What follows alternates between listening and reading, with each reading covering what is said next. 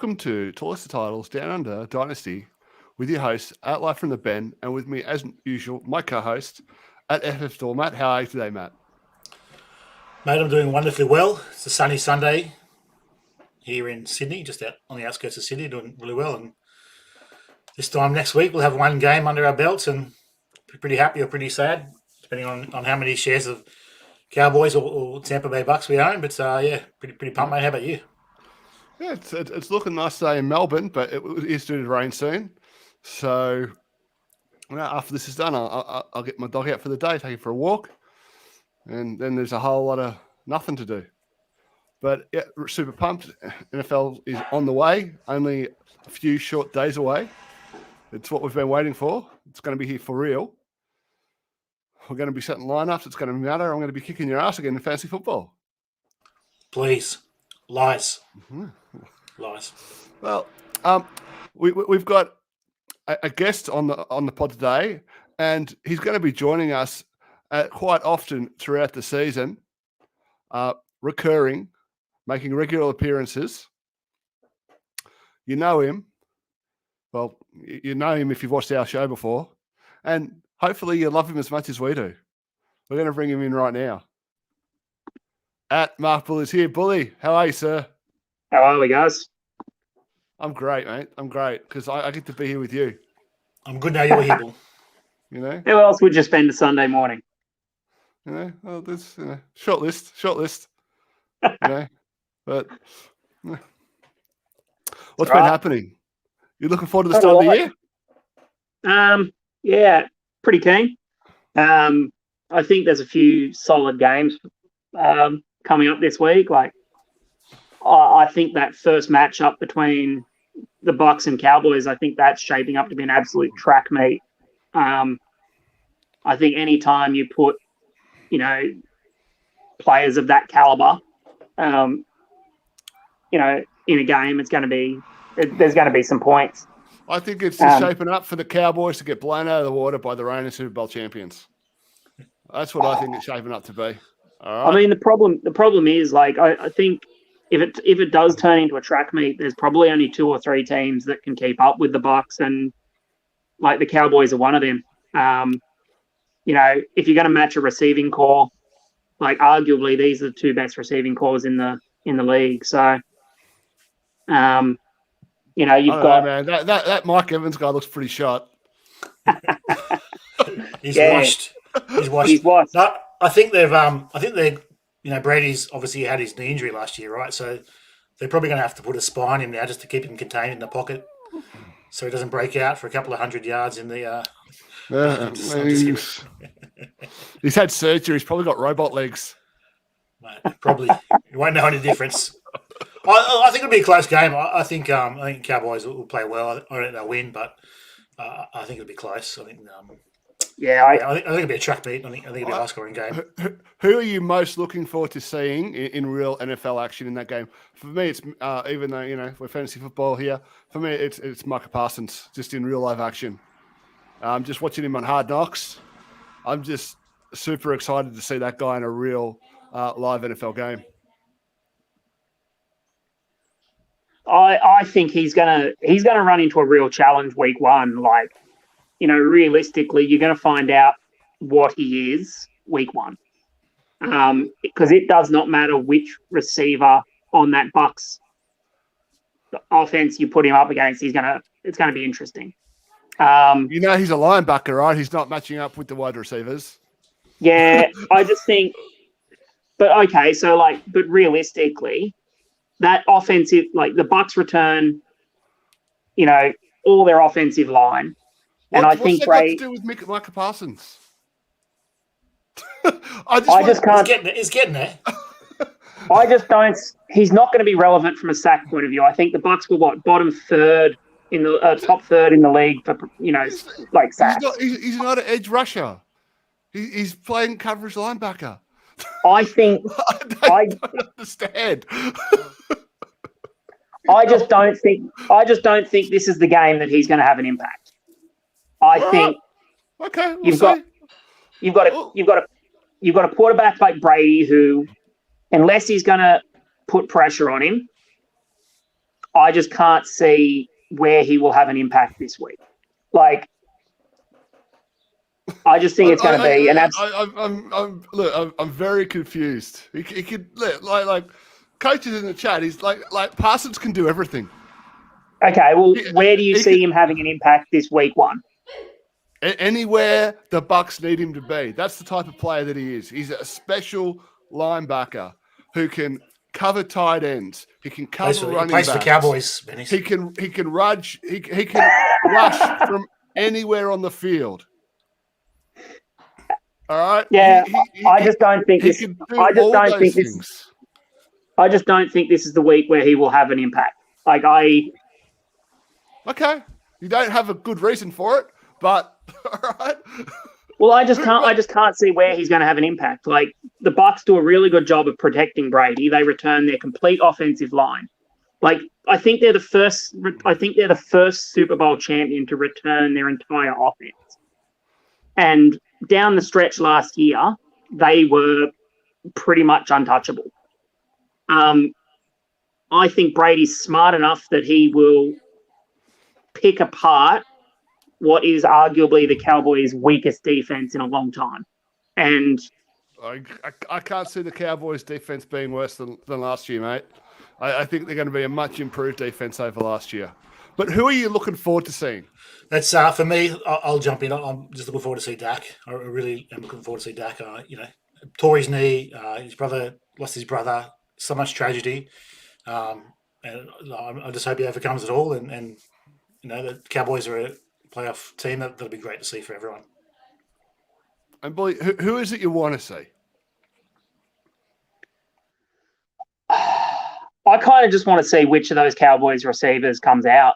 I think all three of them have the opportunity to be the one there. And I genuinely, the CD Lamb hype is huge. And he's probably shaping up as the most likely. But if Cooper and Lamb miss a couple of games, there's every chance that Gallup's proven that he can be the lead receiver there as well. Like, I don't think there's, from a fantasy football point of view, I don't think there's a single player there that is going to be a true test. I personally just want to see Evans lead the team again. Everyone wants to talk about that he's washed and he's old but AB saw 11 targets in the final week. We all know that was Brady getting AB paid. So I think, like, for me, it's Evans, but that's just a homer pick. All right.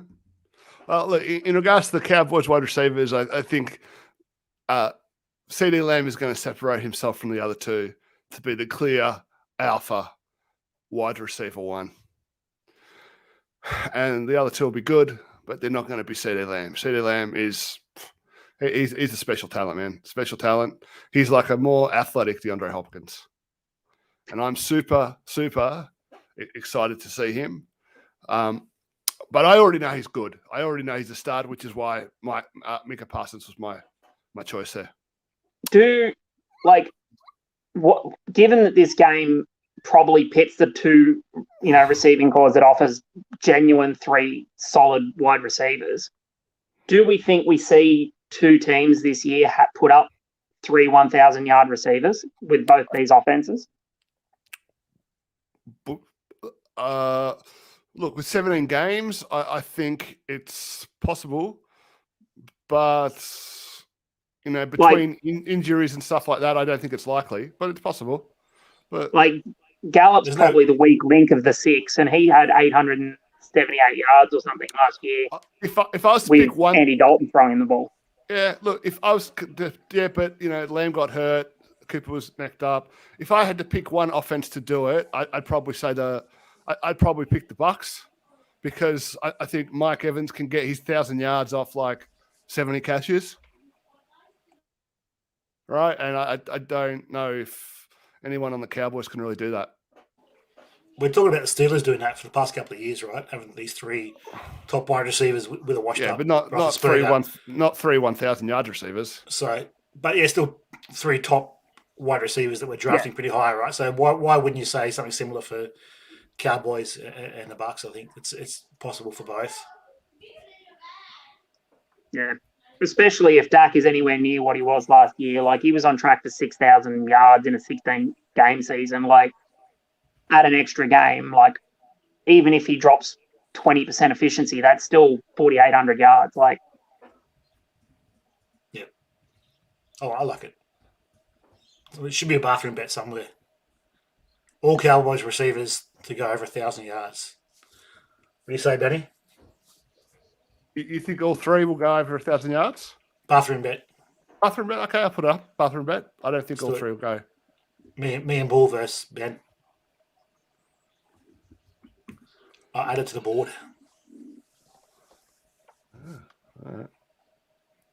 All right, so look, let's get on to the topic at hand, the topic of the day, which is players that we want to buy and trade away for before the season starts, or as close to the season having started as possible.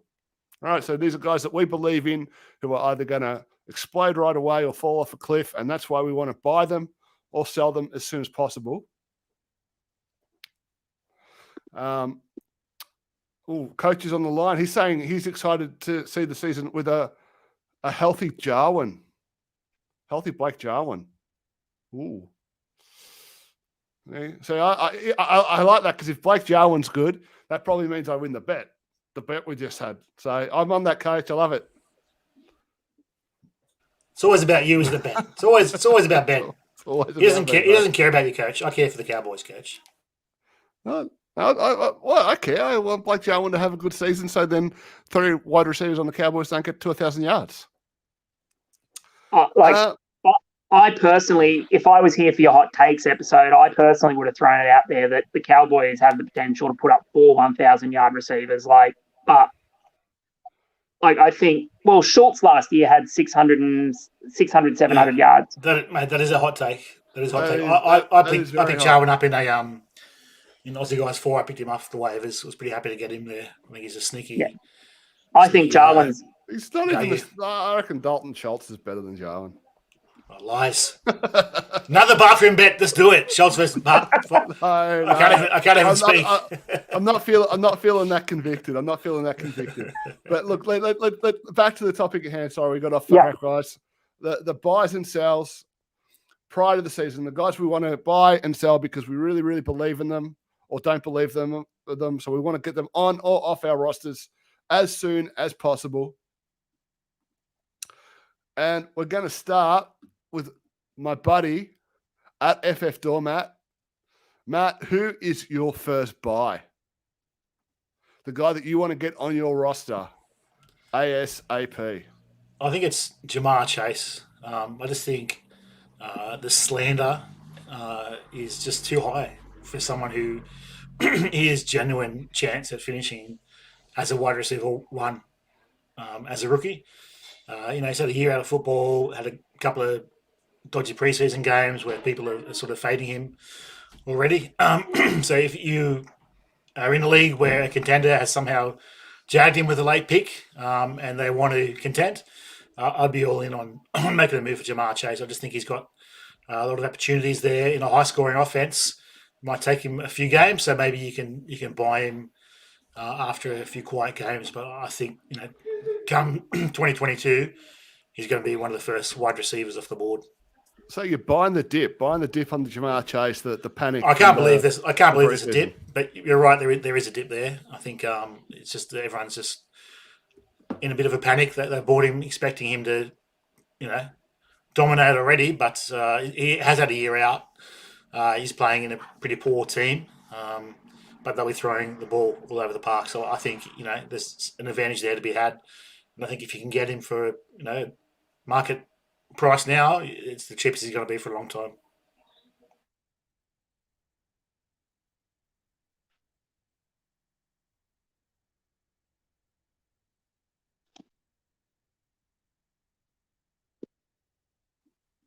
I was on mute. Sorry. That's good. I like that take. That's a good one. Solid. Yeah, I think you're still going to have to pay up for him. Like I can't see anyone letting him go for a 22 first or anything like that. I think you're probably still looking at a 22 first and a 22 second. Look, I think, but from where he was in the startups that I did, this guy was going in the second round. In the second, third round, he was going. I've seen him go before DK Metcalf, before CD Lamb. I don't think he'd be going that high right now if he did a startup. I definitely think he's dropped below those guys. Is that fair? I think smart owners are never going to sell him cheaply, right? But he definitely has dropped for in some leagues. Yeah. What were you saying, Billy? You don't think he ever should have been that high? Or no, I'd rather be. I mean, my approach to receivers is, other than the rare occasions like Brian Edwards, where I'm willing to push the chips all in, and I've been burnt by that. I think I've got 90% exposure to him, and it's burnt me so far. But we'll see. I'd rather be a game or two late on a receiver than risking taking a guy like Jamar Chase over guys like DK and that. I'd rather pay the extra second or, throw the extra player in a week or two later, just because we've seen how volatile those receivers are. Like the last few years, we've seen those number one receivers like N'Keal Harry and the likes of that not pan out, and it be the guys that are taken later. DK going early in the second of rookie drafts. That's been where the money is. Justin Jefferson was an early second round pick last year. I think with running backs and quarterbacks, you know what you're getting early. Whereas the receivers, I'd rather be a game or two late. But if Chase is going to have that season where he is in that wide receiver one talk for next year, I think it's going to be a few slow games to start, sitting behind T. Higgins, and then he'll emerge as the season went on. It's going to take him a minute. So maybe you can even buy a little bit lower there. Okay. Bully, who are you buying? For me, it's Mike Gesicki. I think we've seen, that Tua really appreciates having that safety blanket. And, let's face it, he's not used as a traditional tight end. He's basically an extra receiver. He was the tight end 4 down the stretch once Tua got that starting job last year. I think he had, of the 5 games that he started with Tua, I think there were 4 of them where he had over 8 targets, which is starting to put him into that Darren Waller, Travis Kelce territory as far as target share. And I think realistically, he's the cheapest of that second tier of tight end. Once you start talking about Mark Andrews and Hawkinson and Fant, Pitts, whether or not Pitts is in that first tier already or whether he's still in that second tier. I don't know if you're tearing them up right now. I don't know if I'd have Gesicki in the same tier as Andrews and Hawkinson. I think he's followed that traditional tight end trajectory. I think we've been spoiled. Yeah, but do you think he's actually like in that tier right now as far as as the community, the fantasy community? I would say that Andrews and Hawkinson are in their own tier. He was tight end 5 or something last season. He was tight end 18 year 1, tight end 12 year 2, tight end 5 year 3. And I think that's what you want to see from a tight end building through an offense, especially with a young QB. And you're not worried. You're not worried about the additions of Fuller and Waddle. It's a lot of. No, I think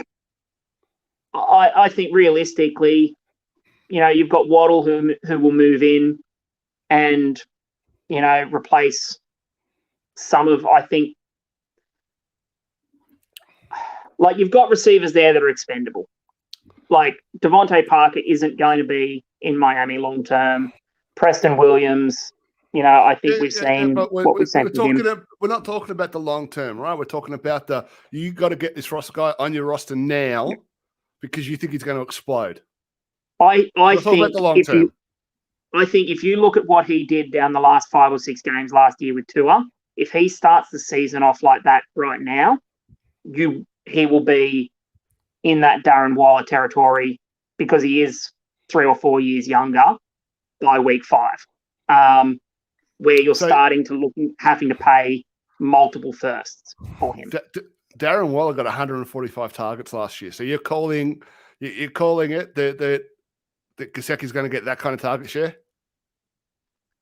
I don't know.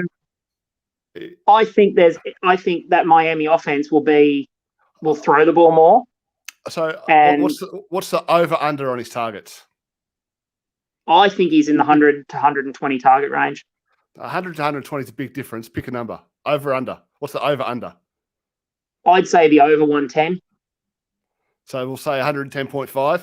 Taking the over on 110.5. All right. Yeah. Bathroom board bet. I say Mike Gesicki is under 110.5 targets. Mark Bull says Mike Gesicki is over 110.5 targets. Put it on the board. It's going on the board. I'll put it on there. All right. Boom. Well, Mike Gesicki is a great, segue into my dynasty. Get him on your roster before the season starts or really early in the season because he's going to rocket up. And that is my guy. I've stand for this guy all off season. Tua Tagovailoa. I can't say it. Do you guys know how to say it? Tagovailoa.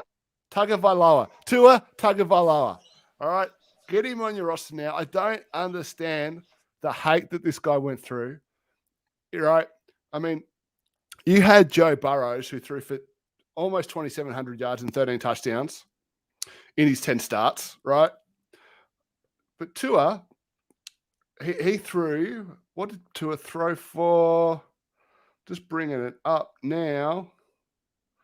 He threw for 1,800 yards and 11 touchdowns with 5 interceptions, but he threw 114 less passes. So the YPI, the yards per attempt was 6.3 for Tua as opposed to 6.7 for Burrow. But obviously the Bengals were out of the hunt all year and Burrows was just slinging it, whereas Tua wasn't doing that. And I never understood the difference in their ADP with Burrow going in late first, early second round of dynasty startups and Tua going round 3, well, sometimes as late as round 4 or 5. So I'm bumping, what's it called? Hitting the table for my guy, Tua.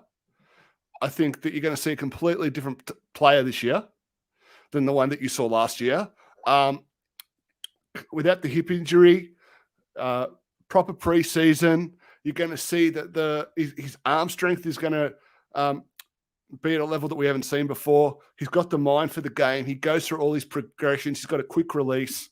And they have weapons now. They've got players who can separate. Last season, Gesicki was the only player on the Dolphins who could really get any separation.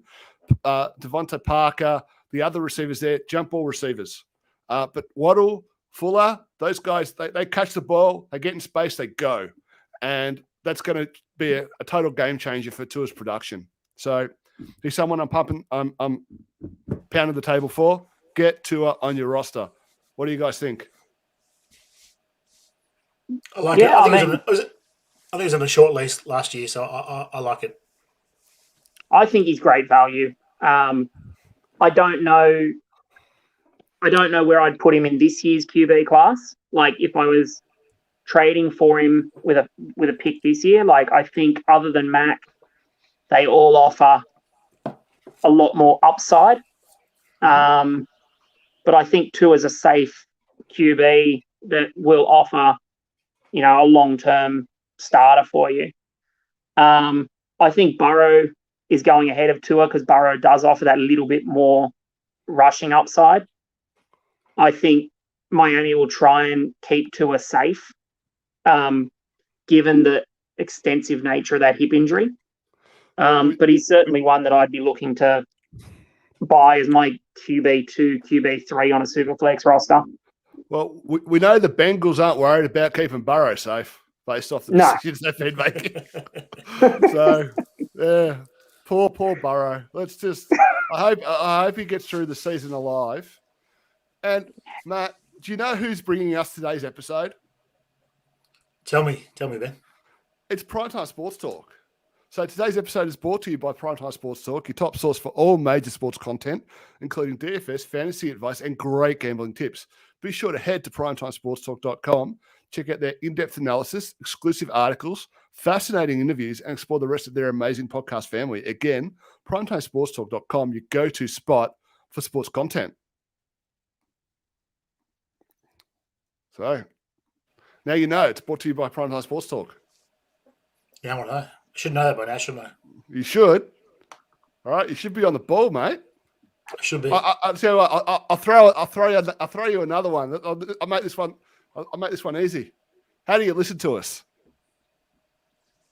How do you listen to us, Ben? I don't know. No, I'm asking you, mate. How do you listen? Mate, your reads are so good, mate. So I just Spotify, podcast, YouTube, wherever you want, we're everywhere, mate. We're bigger than Ben Hurt. Here. It's Apple Podcasts, YouTube, Podbean, the Facebook page, Toilets and Titles, and When a Family Breaks, and of course Spotify.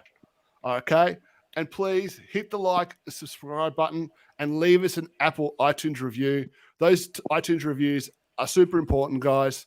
They play into the algorithms. They make us pop up for people. So if you could take the time, leave us an Apple iTunes review.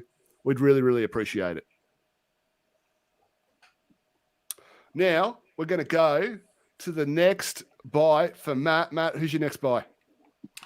It's Michael Carter. I think he's probably going to be the cheapest he's going to be again for a while. I think there's been a lot of talk about Tevin Coleman, Ty Johnson.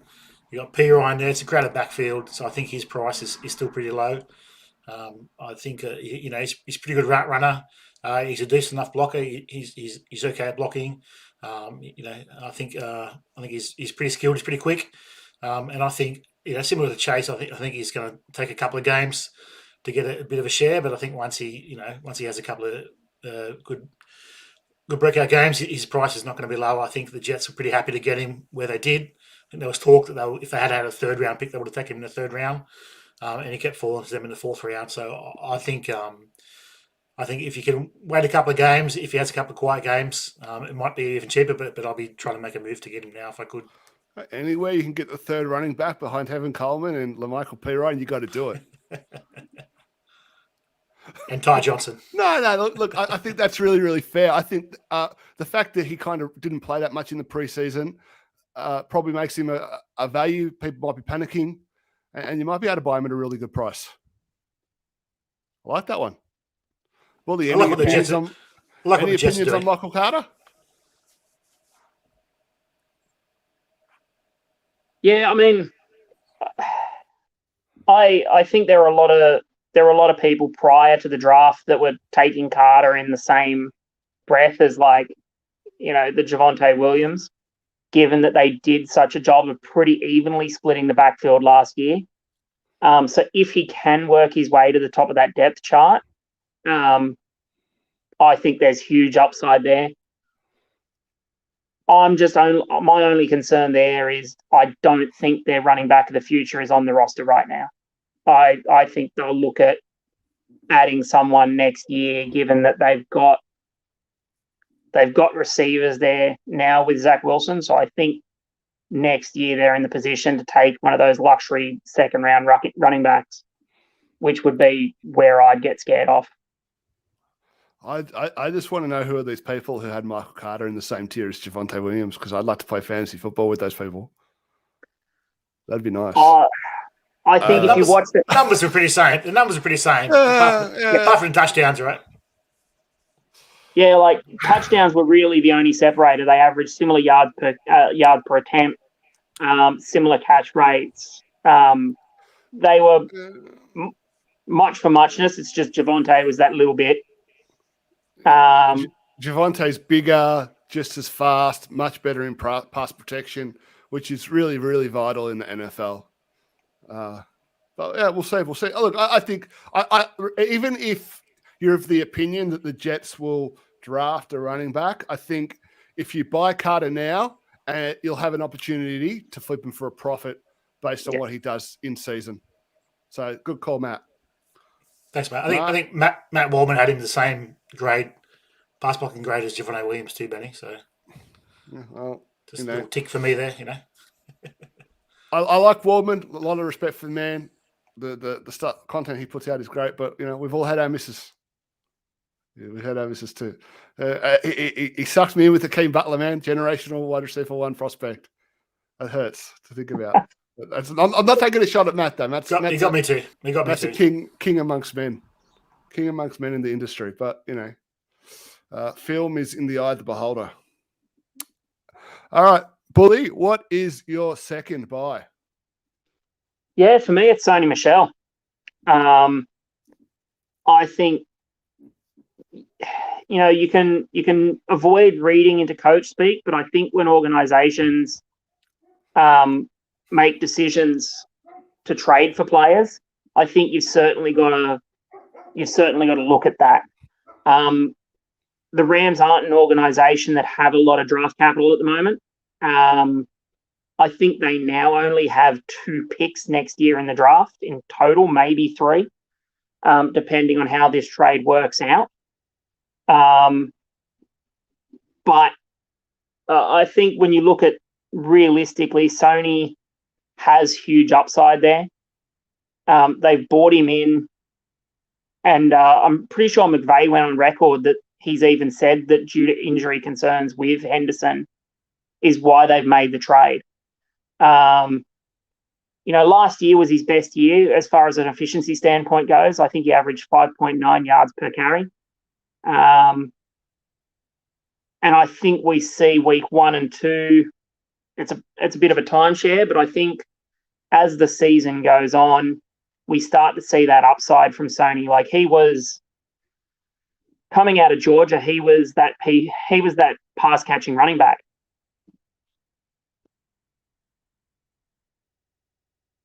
That's a sneaky one. I like Sonny if the price is right. If he's someone you can get on your roster for a third or even a second, you're confident it'll be late. I think that's somebody you should be buying. I really like that call. I like it. He had so much promise coming out, right? Everyone was pretty high on him. I think Patriots fans particularly were sort of hope for a lot more, so it'll be good to see him get back to that Georgia sort of form. We've seen him at stretches when Bill has trusted him be a genuine lead back, like down that Super Bowl stretch when there were a couple of injuries and I think James White was banged up. He had a stretch there where he was on a tear. He did. But we all know Bill does not like using a running back, a lead back. He carries a number of them and uses them as specialists. And unfortunately, when you've got an offense with James White as good at pass catching as he is, he's not going to get that job. He's not big enough to be that LeGarrette Blount, touchdown back. I think on the Rams we could see the best of Sony. Even preseason, he's looked better than he has for a while. There's not the talk of having to get his knee drained and everything else we dealt with the last couple of years. He definitely looked better last year, and has definitely looked good in the preseason. So we'll see how it plays out.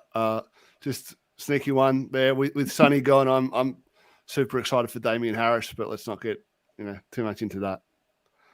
All right, now my final buy is Darnell Mooney. I love Darnell Mooney in that offense. So from week 1 to week 6, he saw a 60% snap share on offense. From week 7 onwards, his snap share was 83.4%. So I don't see any reason that he's not going to see that kind of snap share over the course of the whole season. I think he had around 98 targets last year. So with 83% snap share over the whole course of the whole season. I could easily see him getting 120 targets. And with the natural improvement from year 1 to year 2, and being the clear wide receiver 2 in that offense, in an offense that really just has Allen Robinson, Darnell Mooney, and Montgomery, I think the world is his oyster. I can see a big jump in production. Tariq Cohen's still on the pup, I think. No idea what kind of role he's going to play this year. And Mooney, he can be used all over the field. Matt Harmon's reception perception showed him to be a really, really talented player on all sorts of different routes. And I'm really excited to see how he evolves. And if Matt Nagy gets fired, I'll just be even more excited because Matt Nagy sucks. There's no argument for anyone here, I think, on that. Cohen's out for at least 6 games. He's on the pup, so he can't come back for at least 6 games. So I think that just is another little sneaky value, like you said, for Mooney. Yeah, I mean, people will point to the draft capital, but last year's draft was a weird year. The 2020 draft in regards to pro days and stuff. I think he's somebody who, if you had a proper process, moves up the board and ends up getting that day 2 draft capital instead of the day 3 draft capital that he got. And yeah, I'm just think all he needs is more opportunity. Sorry, Mark, you go, mate. He's a player that I don't own any of, and I'm probably happy to not own any of. Shots fired. Ouch. No, it's not that I don't think. It's not that I don't think he's a buy. I maybe missed the window last year, and I think he falls into that Gabe Davis territory for me, where the price is now too high for the risk associated. So for me, if he breaks out this year, then he'll be one of those players that I'll be happy to pay more for later if I'm wrong. But at the moment, where you're starting to see him go for the price he's going for, I just think there's other players I'd rather buy in that territory. Well, I'm stamping the table again, and I'm saying pay the price now because the price at the end of the year going to be a lot higher. I have to say, don't get the Gabe Davis love though. That wide receiver room is absolutely chockers full. I think the Gabe Davis love has to do with the what's his name? Cole Beasley insanity. The Cole Beasley hate. Yes, I think the Cole Beasley hate is part of what's driving the Gabe Davis love.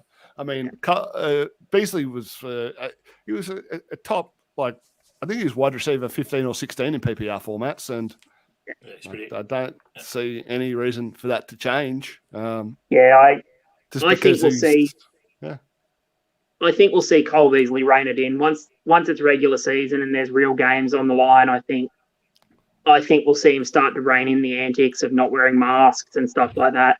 And I mean, even if the Bills decide to move on from him, he's one of the best slot receivers in the game. Someone will pick him up. I mean, I like Gabe Davis, but I'm just getting Robert Foster vibes. Yeah, I think we've been burnt by too many Bills receivers. Yeah, definitely. Zay Jones. I think a while back I traded your first for Zay Jones at one point, didn't I? I can't remember. But I took it. If you did, I would have taken it quick smart. Wouldn't have been thinking very much about it. Anyway, with that, let's go on to ourselves, the guys we think we need to get off the roster before the season starts. Now, we're not saying get them off the roster for pennies on the dollar. All right, just want to be clear. We're saying get them off your roster in a fair trade that brings you back equity, not just sell them for peanuts. And Matt, who is your first sell? My first sell was also going to be a buy, but Benny's a bit of a tyrant and said I couldn't do that. So my first sell is DeAndre Hopkins. I think, especially if you're not a strong chance to compete, I'd be moving him now. He's 30.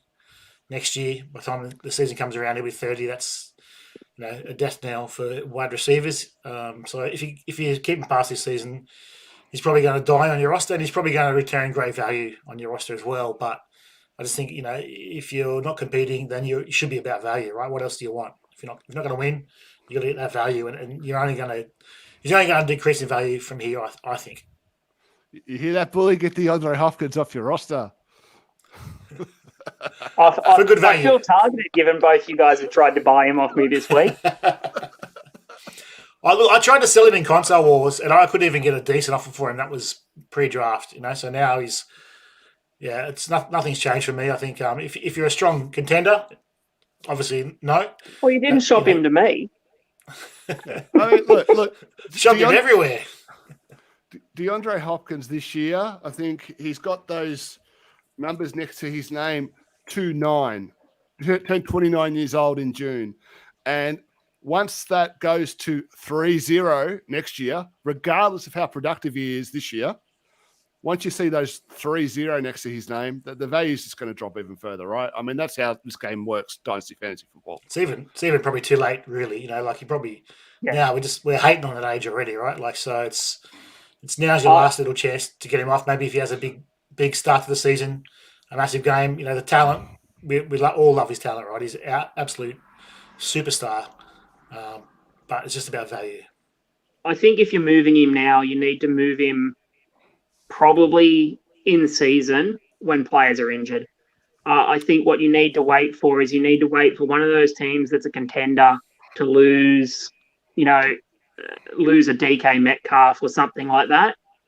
And you need to try and do a 1-for-1 trade there where a team that's a contender gets better and you pick up a receiver that isn't going to score points this year, but, will be good long term.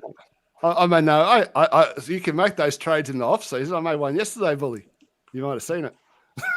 Yeah, but I think you need to wait for one of those teams that's a fringe playoff team to get desperate. I think you were right, and you said you've probably already seen that dip really hit.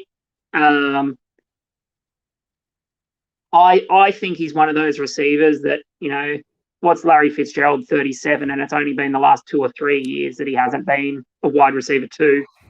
I think if you're a team that's rebuilding for 1 year, you probably hold him because he probably has wide receiver 1, wide receiver 2 value for the next couple of years. He's one that if a guy like Darnell Mooney starts to break out, you make a deal where you go, all right, I'll send you Hopkins for Mooney in a first or something like that. But I don't think the deal you're getting at the moment makes a lot of sense to move Mooney for another receiver.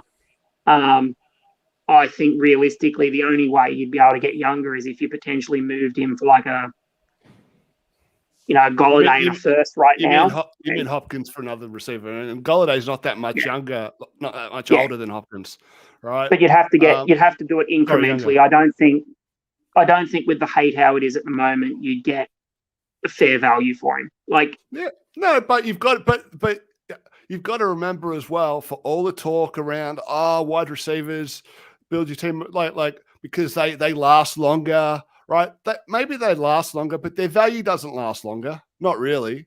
Their peak value doesn't last longer, and sometimes the receivers fall off a cliff. Michael Thomas, his value has plummeted in the course of 12 months. He was the wide receiver 1. Odell Beckham, value plummeted. Right, plummeted. There's somebody else that I'm missing as well who I can't think of. AJ Green. No, his value didn't. Who was the wide receiver 1 before Michael Thomas last year? I can't remember. Anyway, it's a tale for another day. I think it might have been Tyreek Hill, was it? It's eluded me. It was another player whose value dropped precipitously. So, Bully, who's your first sell? For me, it's James Robinson. Like you've been gifted another sell opportunity. And I think this is probably one of your last chances to move him over the next week and a half. I think there's plenty of contending teams that are going to expect James Robinson from last year. But what we need to know is that that's a different offense with a different coaching staff. He's probably not going to see the same usage. They've bought in, they bought in other running backs like Carlos Hyde and stuff like that we'll see work. I think this is your sell window. I think if you don't get rid of him now, you need to accept that you're not getting the production that you got last year. And, if you're happy to ride late background RB2 production this year to help you to win a championship, then go for it. But I think seeing him as a back end RB1 last year, I think you'll see less usage this year under a different, in a different offense with a different quarterback, different receiving call, more running back help in the that room. Yeah, There's a lot working against him. It's fair. It's not an unfair take, but that's what I disagree with. I think it's now that ATN's gone for the year. I think it's wheels up for J Rob in pretty much every format. But we'll see. I just think I just think what you can sell him for at the moment. He's one that I'd be trying to sell. Like if you can get out. I've seen him go for ETN. I've seen J Rob in a second for ETN and a first. And for me, like, if you're not contending this year, deals like that involving Dobbins and Akers and stuff like that make a lot of sense. That's against the rules. Okay. He runs a tight ship here, mate. All right. He's a tyrant. All right. Look, if you own James Robinson, you won the lotto, right? Like if you held him or you bought him cheaply, you won the lotto. So cash in. He's also my sell as well. So you stole my thunder there, Bully. But I think everything you say is correct. I think he's still going to have a decent year, but we hit the jackpot. ATN got injured. His value skyrocketed. So if you can cash in now and take advantage of that, do it. Definitely something to do. But if you're not contending, which is against the rules of this buys and sells, but I'll allow it this one time because you knew it's fine. My first sell is Jalen Hurts because I don't think Jalen Hurts is good at football. I don't think Jalen Hurts is good at playing quarterback. So that's why he's my sell. People will point to, but Lamar Jackson didn't play good as a rookie, and Jalen Hurts is just like Lamar Jackson, but Jalen Hurts is not like Lamar Jackson. Jackson's completion percentage in those few games he played as a rookie was 58%, which is a full 6% better than Hurts's. And then as an athlete, Lamar Jackson is just on a completely different level when it comes to speed and agility compared to somebody like Jalen Hurts, who's really more like a lesser Cam Newton in his prime, right? As far as being an athlete, smaller, not as fast, going to kind of, just smash into you. He's not like Lamar. I don't like the Lamar comparison. I don't think the Eagles are fully invested. I think the Minshew trade shows that. And they've got the draft capital to go and get a new starter if he doesn't produce. He's really only got a 1-year shot, right, to get him to earn and keep that job. I think they'll give him. I think they'd be silly to not give him the full year, right? So I do think that he'll start the full year, unless he's atrocious, so atrocious that you can't evaluate the rest of the roster. Yeah, and it's obvious that he's not the answer. That's the only way that I think he hits the bench. But I'm out on him because I just don't feel like the Eagles are in on him. And yeah, I mean, I think that's reading the tea leaves. That I think the Eagles aren't fully invested in him. I think people looking at his completion percentage is a little bit only telling half the story because even last year there was a lot of Jalen Hurts being put in and used as that Taysom Hill type player before he actually got the job. And I think he was treated pretty poorly last year where he was benched. You know, you want to talk about things that are against, frowned upon and against the rules. Like benching a QB when he's actually doing well and he's going to win you a game, and just being outrightly so obvious in tanking.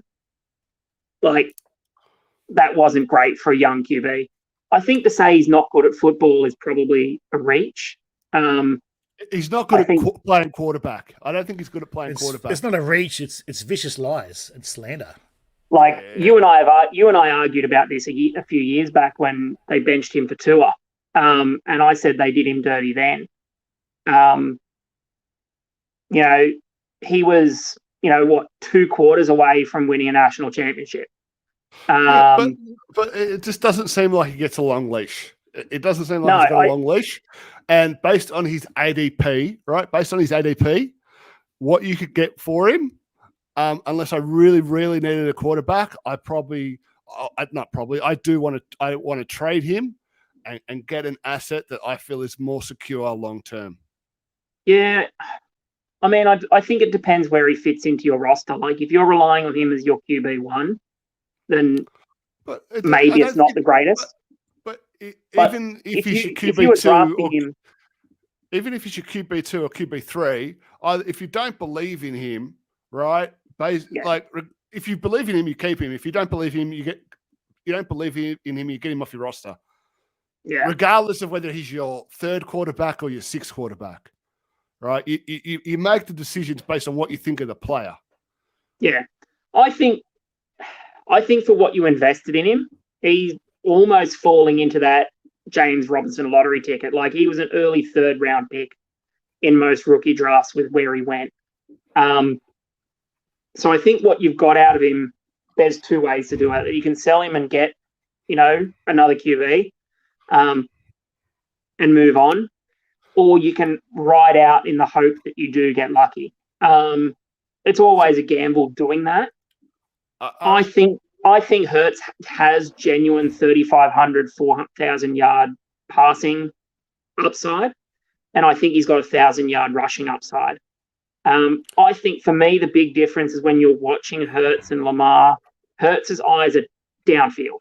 Hurts is willing to air the ball out, whereas Lamar isn't willing to give those outside receivers. There's no Lamar slander on this podcast, Billy. Billy. Come on, what are you doing? No, stop it. I think Hurts has the ability to be the long-term starter in Philadelphia. I think his biggest issue there is Philadelphia's inability to draft wide receivers, and actually give him some help to be. I think Boston Scott, Goddard, Ertz, I think they're going to be the big winners of Jalen Hurts, just because, I bought a lot of Rager and I probably got burnt on it.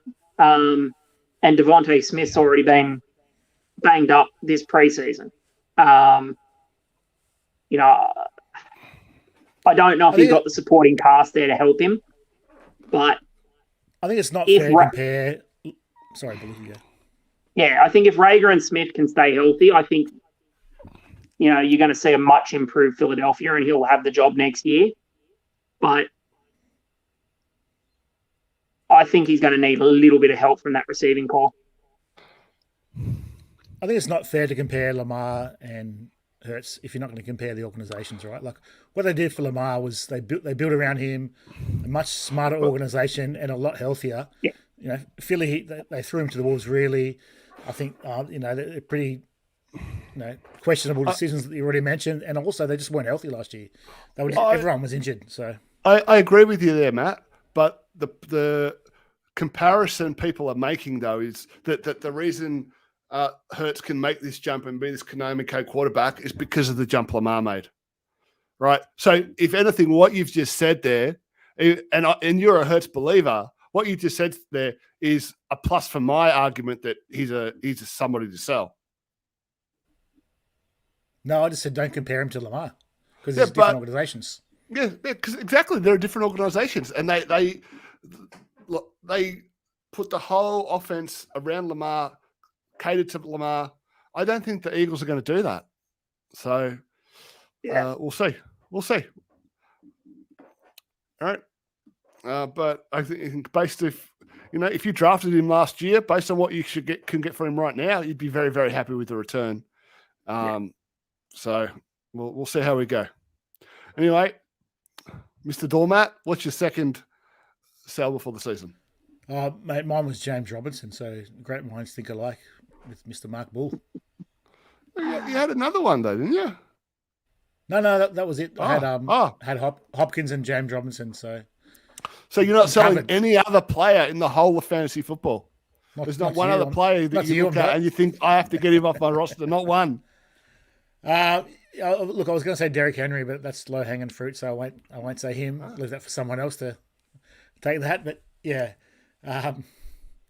look, my two, I think we've spoken about. So, because you've only come on with one, and you're coming off the back of Bully's one. Can you please tell us about our Patreon? I haven't got the show notes up, mate. That's the host. You don't know. I'm the co-host. You don't know about the Patreon. Tell me about it. Read it. Tell me about it. I'll tell you about the Patreon, sir. Tier 1 is $3 per month, and that gets you into the Toys to Titles group chat with all the crew and people from around the world. Then you got Tier 2, $5 per month.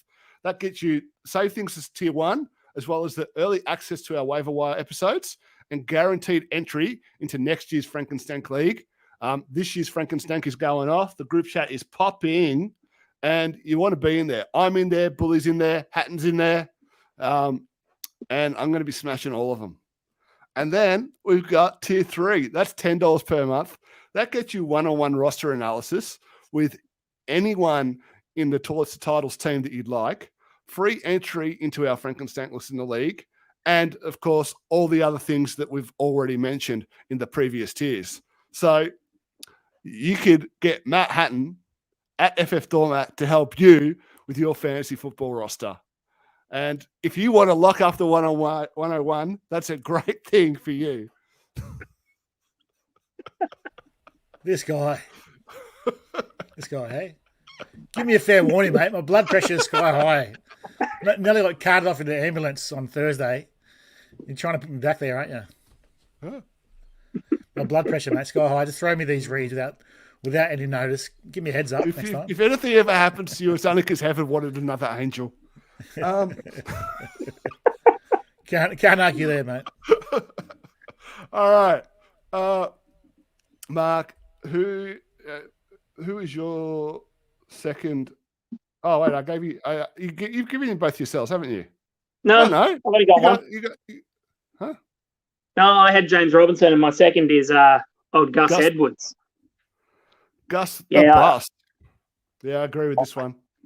I think there's an element of people are going, oh, well, Dobbins was expected to get this many yards, so Gus is going to get them as well. Like, I think we've seen what Gus was the last couple of years. Like, he's a solid back-end RB2.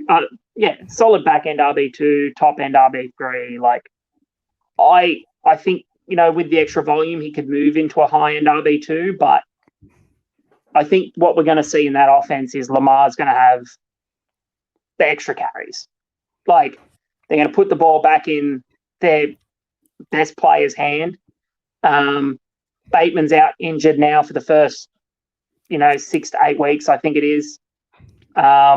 We all know Hollywood will be banged up for most of that stretch as well, because that's what he does. Mark Andrews is there. And so realistically now we're going to see what we saw a couple of years ago where Lamar is having 15 carries a game. I think with what you can sell Gus for at the moment, he's an instant sell. That doesn't matter whether you're a contender, tanking, doesn't matter. I agree with everything. Option him off before week 1. I agree with everything you're saying there. Everything you're saying. Yeah. Yeah. My thoughts are that the Ravens are still going to find other bodies at running back to give the carries to, and he's not going to have a season much dissimilar to what he had last year or the year before. Yeah. He's going to get his 125 to 140 carries for, 650 to 700 yards, and he's going to be what he is. And I think there's too many veteran running backs floating around in free agency for them not to bring someone in. Like, you've got Gurley out there, you've got Lev Bell, you've got Adrian Peterson. Like, you've got players there that, if they need to bring someone in, they've got veterans there that will be able to come in, fill the job, be reliable. They can pay them vet minimum. I just don't think Gus is going to fill the role of a lead back, but people are valuing him as that at the moment. It's a bit hype. People are saying him over Gus Edwards in front of Josh Jacobs, which is just ridiculous. Man, I don't get the Josh Jacobs hate. I mean, that Raiders team has no weapons. I reckon Jacobs is going to have exactly the same kind of touches as he had last year. I could talk for an hour on that. So let's move off the Josh Jacobs topic. I don't want to think about it. But I like that one for you, Bully. Well, my final sell, and I know people will say, well, if you keep him as a contender. I'm saying sell him anyway, even if you're a contender. And that's Derrick Henry. Because Derrick Henry had to rush for 2,000 yards and score 17 touchdowns just to finish as the RB3 overall in PPR. So if you play in PPR leagues, that is Derrick Henry's absolute ceiling. And my thoughts, I think that Derrick Henry can still string together 3 or 4 more really good years because he's just a freak. I don't think he's going to run into some kind of wall and that's it for him. But the numbers he's going to be putting up are more like 1,500 yards, 1,600 yards, maybe 1,700 yards with 10 to 12 touchdowns. You're not getting 2,000 yards and 17 touchdowns. And if he goes there, if he dips to that kind of production, that 1,500 yards, 12 touchdowns, in that tier, then you're looking at a back-end RB1, high-end RB2. Yeah. So if you can move Derrick Henry and add a little something and get a player who is more likely to finish in that top 6 at running back in PPR leagues, or a wide receiver that can finish top 6 in PPR leagues, and that might be the move to make, because the wide receiver is just so deep that people, and running back is not deep. We've already lost a few running backs to start the year. Akers, Dobbins, ETN, 3 guys we all thought would be contributors at the running back position. So running backs getting thinner by the day. If you could take Derrick Henry and turn that into a wide receiver that you really believe will be one of the next great elite wide receivers, like a Jamar Chase, like a CD Lamb, that's definitely something I would be looking to do. And I know that he'll still offer value to a contender, but even if I was a contender, I'd be looking to move him and then buy him back at the price of the late RB1, back end RB1, high end RB2. So when I say sell, sell, but I'm trying to sell on top 6 running back value. And then, if the opportunity presents later on, buy back at that later value. If I have to add an asset to do that, I'll do that as well. So that is my sell, my second sell. What do you guys think of that, Derrick Henry? This isn't none of you contending, not contending. I think it's a smart move to make, but I think you're not going to get that price for him. I think now you're lucky to get a single first for him. Really, I think. What? I think most owners are not going to be interested. I think the problem you've got is if you break down a standard 12-team league, like you've got 2 or 3 teams that are trying to get the number 1 pick next year. You've got 2 or 3 teams that are borderline. And then of the top 6 teams, you've probably got 2 or 3 teams that at least one of those teams will probably the one that drafted him out of college where he did nothing for 3 years. So they're probably burnt. I think realistically, you've got such a small window in your league to sell. I don't think you're getting top 6 value. I'm saying even if I have to add, right? Even if I have to add a decent piece on to get that, I'm selling Derek Henry. Yeah, see, I saw a trade on Lewis's at FF Down Under, his football page. It was Derek Henry got traded straight up for JT and another really good running back. yeah, but when was that trade? When was that trade made? It was just the other week. It just popped up on the page the other day. And but if that was also probably during the hype when Wentz was out for the season and they lost their starting at left tackle and JT was going to struggle. Like, I think if you get lucky and get one of those windows, maybe you can get a deal like that. But realistically, I think Henry's one of those players you're going to have to wait. You're going to either need to find the contending team that's lost Akers and Dobbins, or Akers and ETN, or one of those teams look, again, I don't want to do the not contending thing, but that's definitely something to look at. But what we forget is that not everyone playing fantasy football is in the Twitter echo chamber that we can sometimes be in. Yeah. All right. Not everybody's on Twitter trying to be a fantasy football analyst. Some people are just looking at Derrick Henry and saying, "Oh, he had 2,000 yards and 70 touchdowns. Derrick Henry's a monster. I want Derrick Henry on my team." That's a mistake that we in our little community, I think we make too much. We got to remember that not everyone's on Twitter. Yeah. Not everyone's in that echo chamber. It's only a small little portion of the fantasy football community. All right. Not everybody's like in leagues like us where everybody who plays fantasy football is just an absolute toxic diehard. Yeah. And I think that just comes back to the fact that you've got to find that small percentage of your league that is willing to trade for him. And I think the move with Derrick Henry is you're going to have to target a player that has depressed value.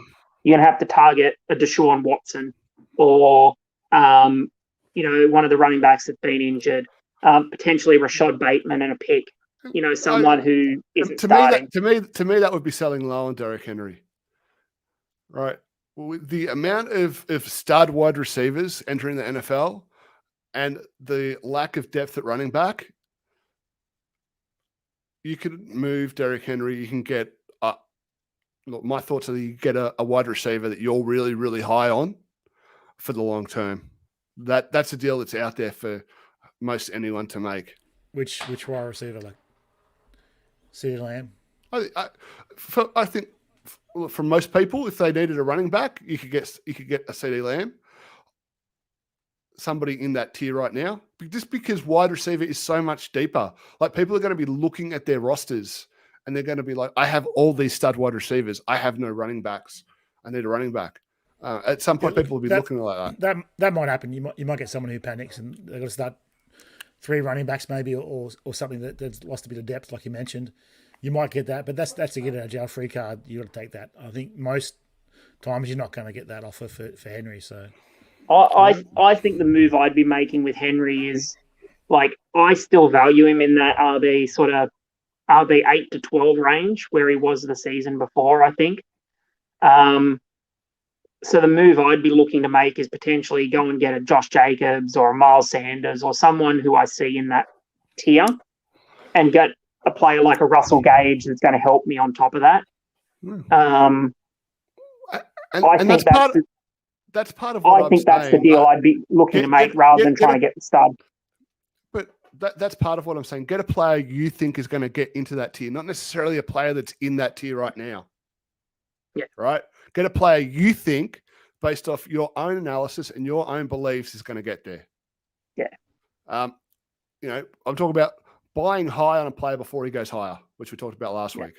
Anyway, Hatton and Bull have just ripped my last sell to shreds. All right. No love. Oh, we agree he's a sell. It's just you're not getting the value for him. Ouch. Look, we've got an hour 10, gents. Was there anything else that you wanted to add before we sign off for the night? or the morning? My only thing would be a little bit of breaking news that didn't really get noticed this week. The Lions made a trade. I think they traded a 5th and a 6th round draft pick for Trinity Benson from, I think, might have been Seattle. Given that they've cut Brashad Perryman and a couple of other players and they're fairly shallow on receiver, realistically, I think at the moment they've got Williams, Cephas, and Amon Ra. I think he's a good little go and add. Oh. Sneaky little nugget from Bully. Who was that player again? Just same so the people in the back can hear. Trinity Benson. I think anytime a team is willing to make a trade while they're cutting down rosters, I think that's one of those ones where you go, all right, like they've obviously seen something they like there. You heard it here first on the Down Under Dynasty podcast. Trinity Benson, wide receiver 1. Anyway, people, we've been here long enough. We're going to let you go. Thank you for your time today. And I hope all you Americans, you're still enjoying Saturday. Have a great weekend. And if you're here from Australia, thank you for watching. And I probably play fantasy football with you. Cheers. See you guys.